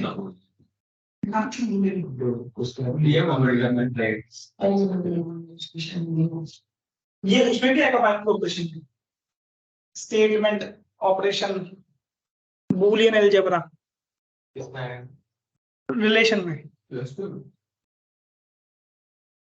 वो भी ऐसे ही है, पर उसमें से क्वेश्चन बोर्ड में आता है खाली। अब लिखो एक नोट और, एक नोट और लिख लो भैया, कितना टाइम हो गया,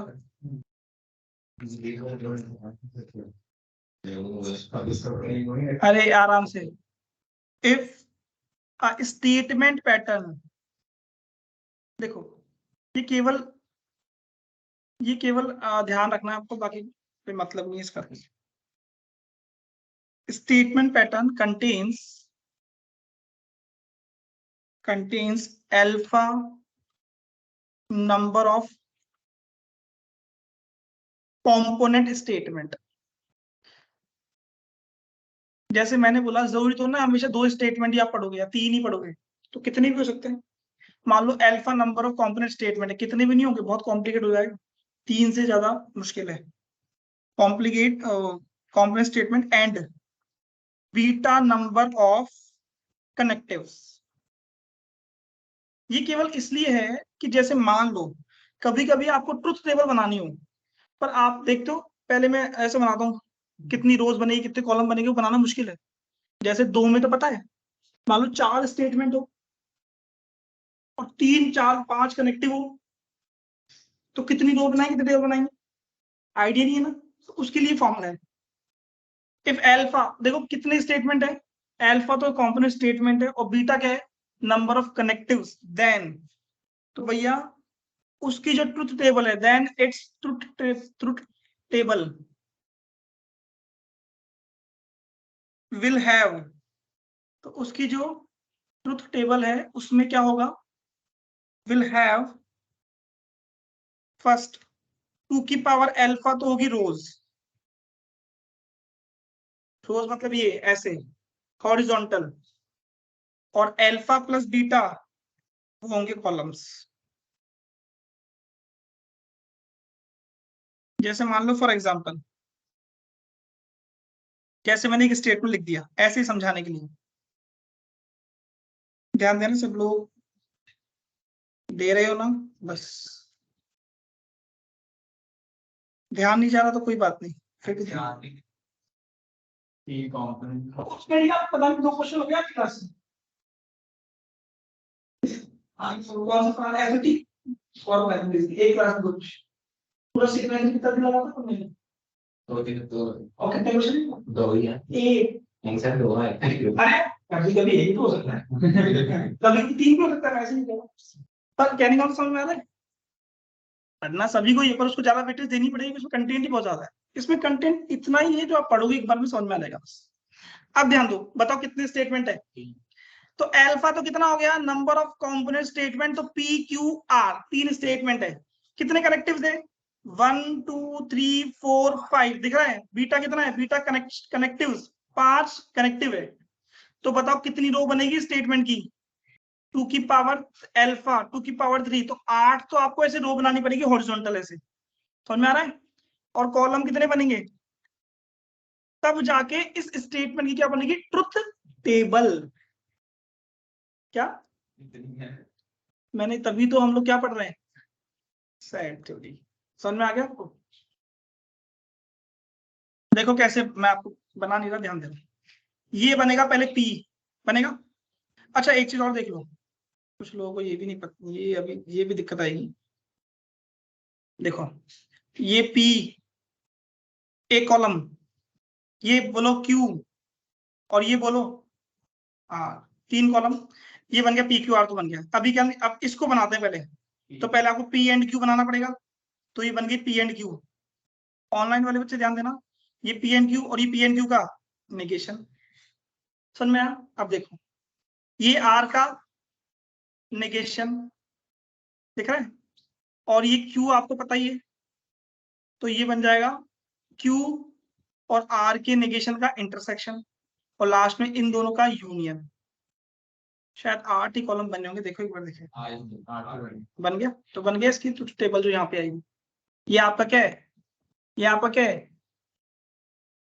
क्या ये जी, इसका मतलब general statement, given statement. General statement क्या है कि sun rise in the east, देखो तो मैं गिवन से देखो पी क्यू आर, तो एक बार क्या मानते हो, जैसे पी क्यू है तो 4, या तो दोनों true, T T T F F T F F, यहाँ कितने बनेंगे 8, तो बनाने कैसे, पहले थोड़ा जल्दी बनाया करो। 4 में तो मान लो टी ट्रू है, टी टी टी, समझ में आया। अभी क्यू क्या हो सकता है, टी एफ एफ टी, या सॉरी पहले आप टी टी बोलते थे ना,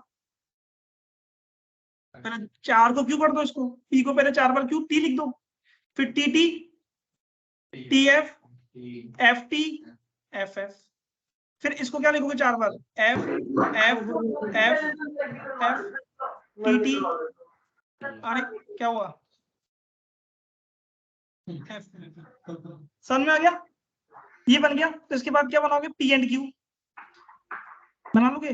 फिर पी एंड क्यू का नेगेशन, फिर नेगेशन ऑफ आर, फिर क्यू और नेगेशन ऑफ आर का, और फिर इन दोनों का यूनियन। किसका? इसका और इसका यूनियन। तो गिवन स्टेटमेंट की ट्रुथ टेबल आ जाएगी। समझ में आया? ठीक है। और हम लोग कैसे करेंगे इसको? क्वेश्चन करके तो समझ में आ जाएगा, बेटर रहेगा। पर बेटर के लिए आपको क्या होना चाहिए? अभी जैसे क्या हो गया?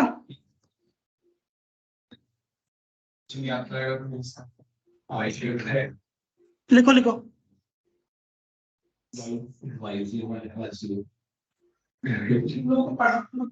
ये चारों पहले पढ़ा रहा हूँ। चार में कैसे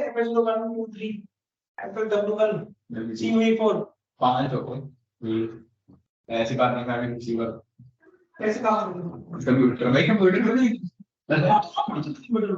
आगे कुछ आगे साल लगा इंटरनेट की बात करें।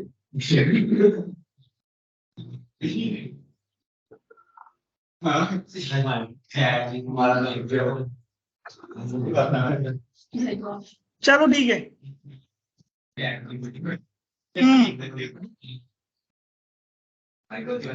लिखो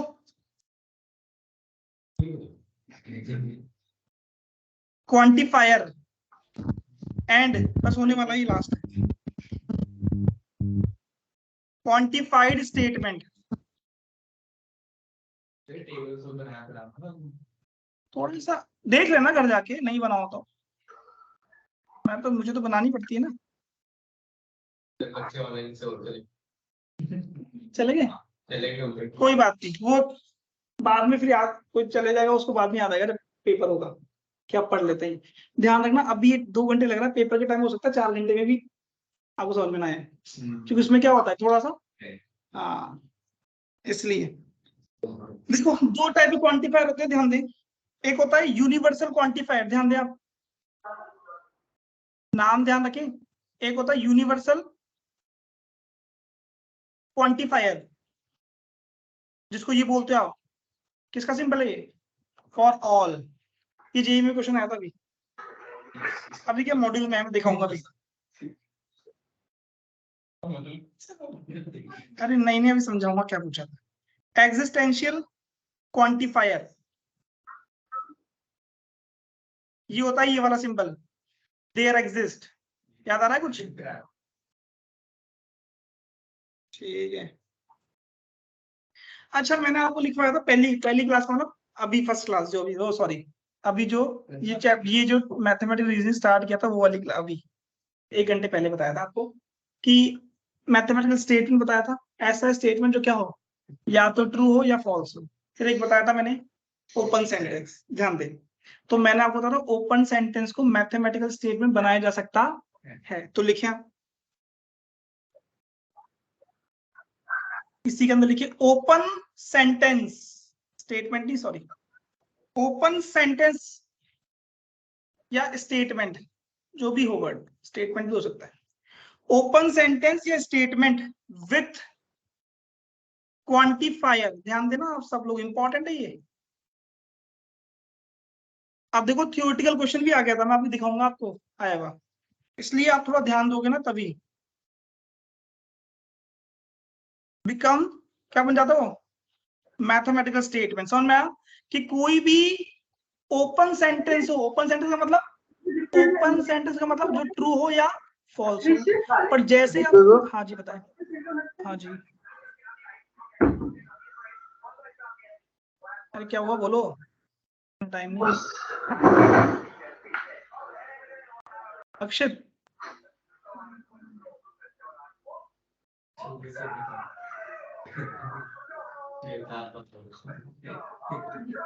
देखो, कोई भी ओपन सेंटेंस का मतलब जो या तो क्या हो या क्या हो, और जैसे आपने क्वांटिफायर यूज कर ली उसमें, तो क्या बन जाएगा? मैथमेटिकल स्टेटमेंट का मतलब या तो वो फॉल्स ही होगा या वो ट्रू ही होगा। अरे ऐसे मैं दो खाऊंगा। अरे अक्षित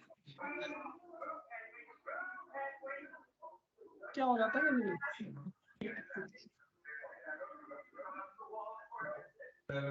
रिमूव कर देता है। मैं म्यूट का आ गया वो पार्टिसिपेट हो गया। म्यूट पार्टिसिपेट ऐसा हुआ ये हुआ था फॉरवर्ड फॉर्म ऐसा फिर अच्छा ध्यान दो, बैड जैसे फॉर एग्जाम्पल, अरे एक बार रुक जाओ, x plus 5 is equal to 7, एक बार रुक जाओ, ये स्टेटमेंट मैथमेटिकल स्टेटमेंट है या ओपन सेंटेंस है? आप रुक जाओ एक बार, ये तो हो गया ओपन सेंटेंस, और जैसे ही मैंने इस पे क्या यूज कर लिया, क्वांटिफाइड, तो देखना क्या बन जाएगा ये मैथमेटिकल स्टेटमेंट। क्योंकि आप लोग खुद देखो, मैथमेटिकल स्टेटमेंट तब बनेगा जब या तो क्या होगा ट्रू या क्या होगा फॉल्स। क्वांटिफाइड दो टाइप के होते हैं, फॉर ऑल या देयर एग्जिस्ट। टाइम भी हो गया, एक बार जाओ, x plus 5 is equal to 7, और जैसे मैंने लिखा फॉर ऑल,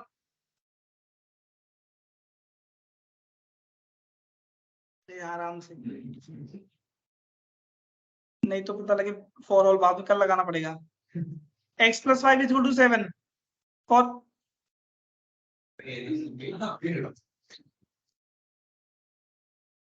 तुम जो बोल रहे हो ना गलत है, बताऊंगा तो क्या बोल रहे हो।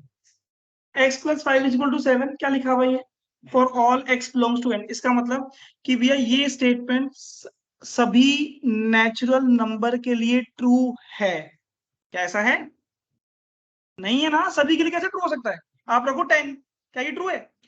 सभी के लिए ट्रू नहीं है, तो ये स्टेटमेंट क्या है, फॉल्स। अगर ये स्टेटमेंट फॉल्स है तो ये क्या बन गया, एक मैथमेटिकल स्टेटमेंट। ऑनलाइन वाले बच्चों को समझ में आया क्या? तुम जो बोल रहे हो for all X belong X equal to 2, अरे जब ऑल ही बोल दिया, ले एक नंबर रहे हो और बोल रहे हो फॉर ऑल, देखा समझ में आया? ये क्या है स्टेटमेंट, फॉल्स, इसलिए क्या बन गया मैथमेटिकल स्टेटमेंट। अभी क्या था ये, क्यों? क्योंकि ट्रू भी हो सकता था। और अब देखो, ये हो गया फर्स्ट पार्ट। इसी में देखो, अब मैं दूसरा क्वांटिफायर यूज कर रहा हूं, there exist x belongs to n, कुछ भी लिख दो, there exist x natural number such that x plus 5 is equal to 7। कहने का मतलब कि कोई एक ऐसा नेचुरल नंबर है जिसपे x प्लस 5 का वैल्यू 7 है, बिल्कुल है, तो ये स्टेटमेंट भी क्या है, ट्रू। तो इसलिए क्या बन गया, मैथमेटिकल। नेक्स्ट लास्ट, अरे हो गया last, for negation of quantified statement, अगर मान लो वर्ड प्रॉब्लम आ जाए, तो क्वांटिफाइड स्टेटमेंट का मतलब जिसमें फॉर ऑल देयर एग्जिस्ट दिया आ जाए और उसका आपको क्या लिखना हो, नेगेशन लिखना हो, तो आप ध्यान दें, रिप्लेस रिप्लेस करें ऑल को किससे, सम से, all by some and there exist by everyone, और वाइस वर्सा तो है ही कि अगर ये आ जाए तो इसको ये लिख देना, ये आ जाए तो इसको ये लिख देना। समझ में आ रहा है क्या? अब देखो, इस पे क्वेश्चन आया हुआ था जेईई मेंस में, जैसे अगर आपके पास मॉड्यूल है, सब लोग ध्यान दें, पेज नंबर 188 देख लो एक बार, क्वेश्चन नंबर 80 नहीं है? है? है? क्या लिखा हुआ है? क्या लिखा हुआ है देखो, नेगेशन लिखना है किसका, फॉर ऑल। देखो एक बार रुक जाओ, for all m greater than 0, for all को क्या लिखोगे, समझू भी लिखना है, चलो देख लेंगे आगे। For all m greater than 0 there exist x belongs to h such that x greater than equal to m, तो इसका नेगेशन क्या होगा, x greater than equal to m का negation x less than m होगा। तो statement 2 और 4 तो वैसे ट्रू फॉल्स है, बचा क्या 1 और 3, बताओ कौन सा ट्रू है। देयर एग्जिस्ट को किसमें चेंज करोगे, थर्ड दिख रहा है, समझ में आ गया ना? तो थर्ड आंसर समझो। देखो देखो ध्यान से समझे आप। देखो ये जो स्टेटमेंट लिखा हुआ है, ये लिखा हुआ है for all m greater than 0 there exist a x belongs to s such that x greater than equal to m, कि x की वैल्यू m से ज्यादा है, ऐसा x और ऐसा m। तो ये तो स्टेटमेंट लिखा हुआ है x greater than equal to m। क्या लिखना है इसका नेगेशन? इसका उल्टा क्या होगा? x लेस देन m होगा इसका नेगेशन। भाई स्टेटमेंट क्या है? स्टेटमेंट है आपका x greater than equal to m, मतलब आपको ऑप्शन मैच कराना है। एग्जैक्टली तो इस तरीके से मैनिपुलेशन नहीं होते, पर ऑप्शन मैच तो कराना ही है। ये स्टेटमेंट है तो इसका नेगेशन क्या होगा? ये स्टेटमेंट अगर p है तो इसका नेगेशन यही तो होगा, x लेस देन m। तो आप देखो ऑप्शन 1 और 3 में से कोई एक होगा, क्योंकि ऑप्शन 2 और 4 तो हट गए। समझ में आ रहा है? अब देखो आगे देखो, for all m greater than 0, for all के लिए क्या लिखा हुआ है? There exist. और देयर एग्जिस्ट के लिए क्या लिखा हुआ है? x belongs to x such that. तो देयर एग्जिस्ट के लिए 1 में तो वही लिखा हुआ है और यहाँ पे फॉर ऑल लिख दिया। समझ में आ रहा है? थर्ड में दिख रहा है क्या आप लोगों को? देयर एग्जिस्ट का मतलब एवरीवन या फिर फॉर ऑल?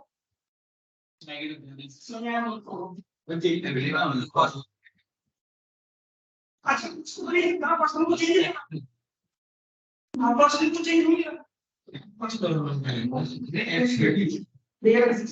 इसको क्यों उल्टा दिख रहा है?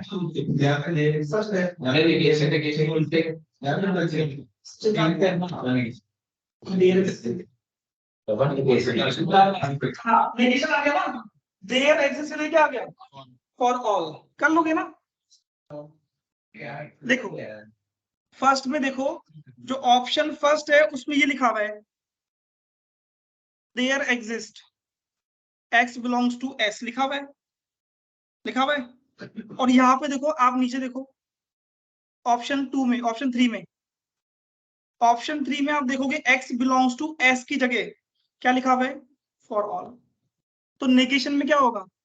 क्वेश्चन में भी ये लिखा हुआ है, क्वेश्चन में भी यही है और 1 में भी यही है, तो उसमें दोनों चेंज कहाँ हुए?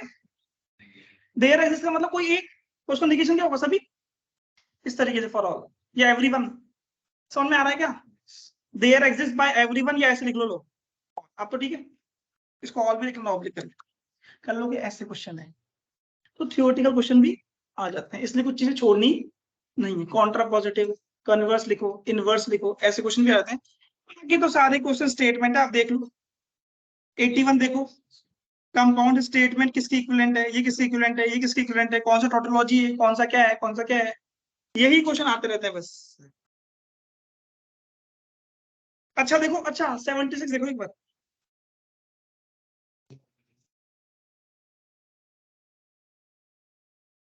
ठीक है। अब क्या लिखा हुआ है? विच of the following statement is correct. समझ में आ गया? कौन सा स्टेटमेंट करेक्ट है? स्टेटमेंट करेक्ट होने का मतलब कौन सा स्टेटमेंट है। तो जो ट्रू होगा वो भी स्टेटमेंट होगा, जो फॉल्स होगा वो भी स्टेटमेंट होगा। समझ में आ गया आपको? इस तरीके से थोड़ा थियोरेटिकल पार्ट पूरा करने का मतलब तब जाके होगा।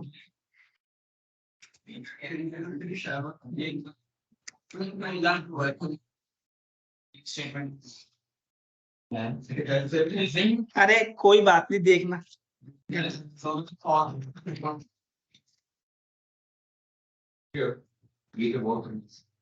नहीं अच्छा बी फॉल्स। अच्छा ए तो ट्रू है ही, कि दोनों ही क्या है? B false. बी फॉल्स है, तो ऑप्शन कौन सा आ रहा है?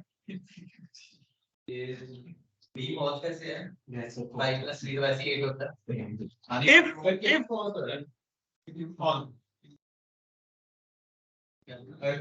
अरे इफ पी फॉल्स है कि ट्रू है? ये ट्रू है कि फॉल्स है? ट्रू है। पी ट्रू और अर्थ इज फ्लैट, तो पी इंप्लाइज क्यू में एक ही कंडीशन में फॉल्स होता है, जब पी ट्रू हो क्यू फॉल्स हो, तो बन तो रही कंडीशन। तो बी स्टेटमेंट फॉल्स है, तो आंसर देखो थर्ड ऑप्शन आ रहा है, बी फॉल्स है। लो एक ही ऑप्शन से हो गया, बी फॉल्स है, ए ट्रू है, तो थर्ड ऑप्शन 76 का थर्ड। ठीक है, कर लेना फालतू क्वेश्चन। बाकी देखो अच्छा एक्स्ट्रा क्लास की, चलो ठीक है, कोई दिक्कत नहीं है। थर्सडे को हम लोग क्लास ले लेंगे। थर्सडे को कल मैं इस पे क्वेश्चन करवाऊंगा, कुछ और भी करवाऊंगा इसमें मैथमेटिक्स रीजनिंग पे, जब भी क्लास होगी उसके बाद हम लोग कॉम्प्लेक्स पे स्टार्ट कर देंगे, पर वो खत्म तो होगा नहीं क्योंकि हम लोग अभी और उसमें थोड़ा और पढ़ना है आपको। ठीक है, तो नेक्स्ट मुझे लगा कि इस वीक में शायद फ्राइडे सैटरडे को क्लास लगाई होगी, पर नहीं लगाई, कोई बात नहीं। तो क्या करें, एक क्लास ले अगर एक्स्ट्रा क्लास ले तो एक क्लास ले लूंगा तो हो जाएगा। तो कल ले ले क्या क्लास, एक्स्ट्रा क्लास कल रहने दे। कोई बात कल बेसिकली मेरी कल एक्स्ट्रा क्लास है 2 बैच वीकेंड में, नहीं। बता दूंगा मैं। थर्सडे को नहीं तो एक काम करो, फ्राइडे सैटरडे या संडे में से एक दिन। मैं फ्राइडे को बताऊंगा आपको क्योंकि कल मेरी क्लास है ऑलरेडी। आप बोलो क्या करो। चलो तुम्हारी वॉइस नहीं आ रही, डिस्टरबेंस हो रहा है, मैसेज कर देना।